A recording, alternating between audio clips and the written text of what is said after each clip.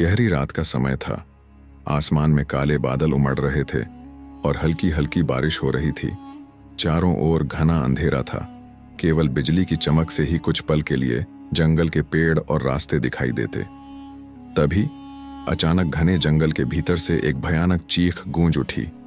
राजा विक्रमादित्य, जो अपने घोड़े पर सवार होकर अपने प्रिय सेनापति अर्जुन के साथ गश्त लगा रहे थे, उस चीख को सुनते ही ठिठक गए। राजन, यह आवाज किसी साधारण व्यक्ति की नहीं लगती। यह कोई बड़ी अनहोनी हो सकती है, अर्जुन ने गंभीर स्वर में कहा। विक्रमादित्य ने घोड़े की लगाम खींची और बोले, हमें तुरंत उस दिशा में जाना होगा। जब वे जंगल के भीतर पहुंचे तो उन्हें एक बूढ़ा साधु घायल अवस्था में पड़ा मिला। उसके हाथ में एक पुरानी तलवार थी जिस पर अजीब से चिन्ह बने हुए थे। उसकी आंखें भय और पीड़ा से भरी थीं। साधु ने कांपती आवाज में कहा, राजन, इस तलवार को मत छूना, यह शापित है। जिसने भी इसे उठाया उसका अंत भयानक हुआ है। विक्रमादित्य ने तलवार की ओर देखा। तलवार की धार से अब भी ताजा खून टपक रहा था, मगर वहां कोई शव नहीं था।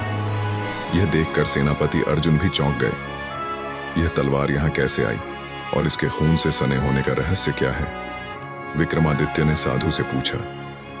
साधु ने कांपती आवाज में बताया, यह तलवार महान योद्धा सूर्यसेन की थी। वर्षों पहले इस तलवार ने हजारों दुश्मनों का संहार किया था, लेकिन एक छल के कारण सूर्यसेन की हत्या कर दी गई और मरते समय उन्होंने श्राप दिया कि यह तलवार जिसे भी मिलेगी उसे मृत्यु का अभिशाप मिलेगा। इतना कहते ही साधु की आंखें सफेद पड़ गईं और उसने दम तोड़ दिया। जैसे ही विक्रमादित्य तलवार को उठाने के लिए आगे बढ़े, जंगल में अजीब सी सरसराहट होने लगी। पेड़ हिलने लगे और हवा में एक रहस्यमयी सुगंध फैल गई। अचानक विक्रमादित्य को लगा कि कोई उन्हें देख रहा है। तभी पेड़ों की ओट से एक परछाई तेजी से गुजरी। अर्जुन ने तलवार निकाल ली और कहा, राजन, यहां कोई और भी है। अचानक एक भयावह हंसी गूंजी और हवा में गूंजती आवाज आई, विक्रम, तुम इस तलवार को लेकर महल ले जा सकते हो, मगर यह तुम्हारे जीवन की सबसे बड़ी भूल होगी।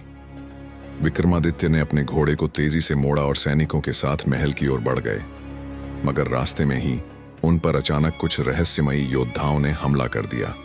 वे काले नकाब पहने हुए थे और उनके वार तेज व अचूक थे। सावधान रहो, ये कोई साधारण सैनिक नहीं है, विक्रमादित्य ने ललकारते हुए कहा। भयानक युद्ध हुआ, मगर विक्रमादित्य की वीरता के आगे कोई टिक नहीं सका। लेकिन जैसे ही वे महल पहुंचे, एक और विचित्र घटना घटी। रात को जब सब सो रहे थे, तभी विक्रमादित्य के शयन कक्ष में तलवार अपने आप हवा में उठी और एक भयावह चीख गूंज उठी। राजा जागे और देखा कि तलवार हवा में घूम रही थी और उसमें से खून टपक रहा था। तभी एक छाया प्रकट हुई।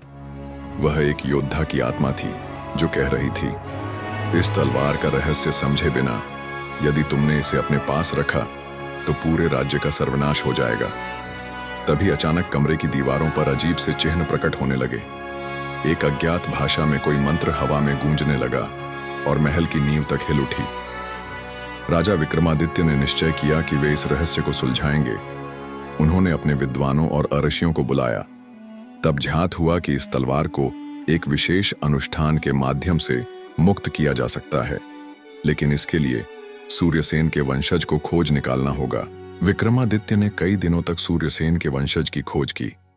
अंततः पता चला कि एक गांव में एक वृद्ध महिला सूर्यसेन की अंतिम संतान है। उन्होंने उसे महल बुलाया। जैसे ही उस वृद्धा ने तलवार को छुआ, एक विशाल रोशनी का विस्फोट हुआ। तभी वही रहस्यमयी योद्धा आत्मा प्रकट हुई। उसने कहा, अब यह तलवार मुक्त होगी। मगर तभी एक नई समस्या खड़ी हो गई। वे काले नकाबधारी योद्धा महल पर हमला करने आ चुके थे। यह एक गुप्त संगठन था जो इस तलवार की शक्ति को अपने अधीन करना चाहता था। भयानक युद्ध हुआ। विक्रमादित्य ने अपनी तलवार निकाली और बिजली की तेजी से वार करना शुरू कर दिया। अर्जुन भी पीछे नहीं हटे। चारों ओर रक्त बहने लगा। मगर तभी सूर्यसेन की आत्मा ने कहा, राजन, इस युद्ध को रोकने का एक ही तरीका है, इस तलवार को नष्ट कर देना। विक्रमादित्य ने पूरी ताकत से तलवार उठाई और उसे जलती हुई अग्निकुंड में डाल दिया। तभी एक भयंकर विस्फोट हुआ और सारी काली शक्तियां नष्ट हो गईं। महल में फिर से शांति लौट आई। सूर्यसेन की आत्मा मुक्त हो गई और विक्रमादित्य ने एक और संकट को टाल दिया। उन्होंने सीखा कि सिर्फ बाहुबल ही नहीं बल्कि बुद्धिमानी से भी बड़ी चुनौतियों को हराया जा सकता है।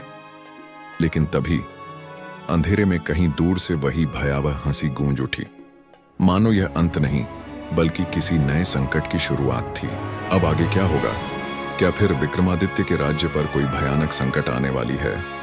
जानने के लिए वीडियो को लाइक और चैनल को सब्सक्राइब करना ना भूलें।